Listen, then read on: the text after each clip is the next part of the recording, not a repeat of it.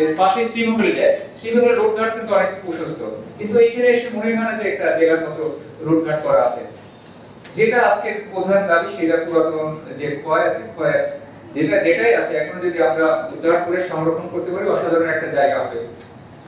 এখানে তো মানুষের বেড়ানোর জায়গা নেই, একেবারে সংকুচিত জায়গা।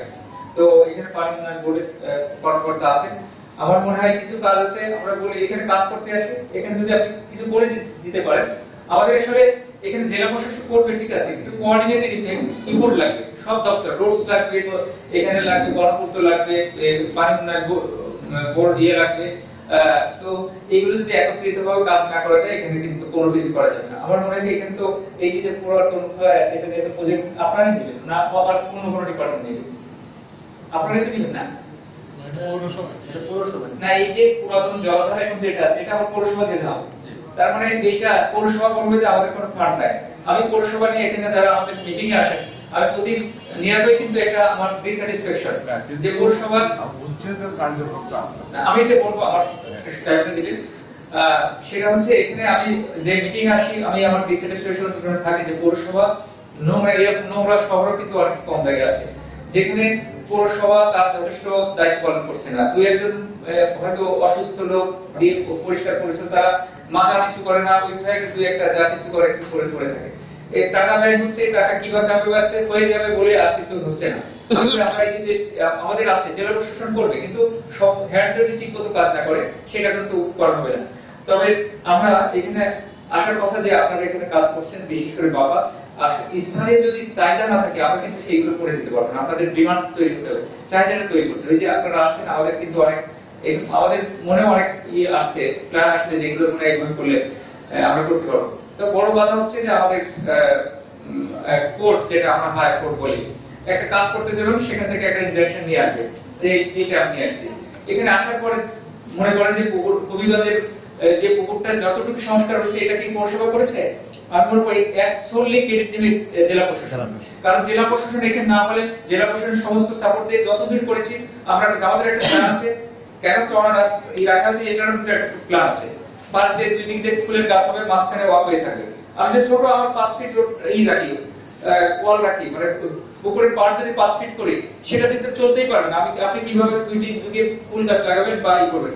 আমরা যতটুকু আপনাদের আমাদের প্রতি আমি মনে করি যে গ্রেটফুল হওয়া উচিত যে পুকুরটা অন্তত উদ্ধার হয়েছে এবং পার্শ্ববর্তী একটা প্ল্যান আছে যে আমরা করবো। যেটা পরিমাপ থাকা দরকার যে আমরা কিছু করে জলগত করে রাস্তাটাকে আমরা উঁচু করে ফেলবো, সেখানে আশপাশে যে বাসা হয়ে গেছে দোকান পাঠাতে কিন্তু এই সরকারি কাজটা করছে। পরবর্তীতে আমরা দেখলাম যে আরো সামনে যখন আগাইলাম অবস্থা তৈরি হবে। কারণ বাইপাস শরীরের পশ্চিম পাশে অনেকেই অল্প অল্প জায়গায় ক্রয় করেছে, তারা বাড়ি করে তৈরি করবেন, তখন যখন উঁচু হয়ে যাবে। তো আমরা মনে করি আজকে আমার কথাগুলো শেষ করছি এবং প্রসঙ্গক্রমে যদি আসলে কথা বলবো নিশ্চয়ই।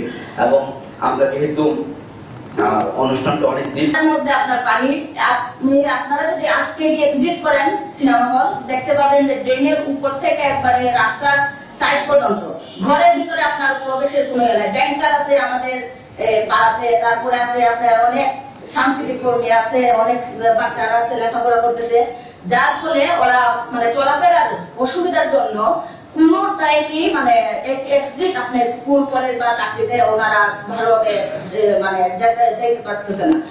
আমার প্রশাসকের স্থানীয় ভূমি অফিসে সেখান থেকে আমাদের রিপোর্ট আসলে আমরা এই কাজটা করতে পারবো। আমরা কিন্তু এখানে আজীবনের জন্য থাকতে আসি, আমি এখানে চ্যালেঞ্জ করতে পারি যে আমি কাজ করতে এসেছি।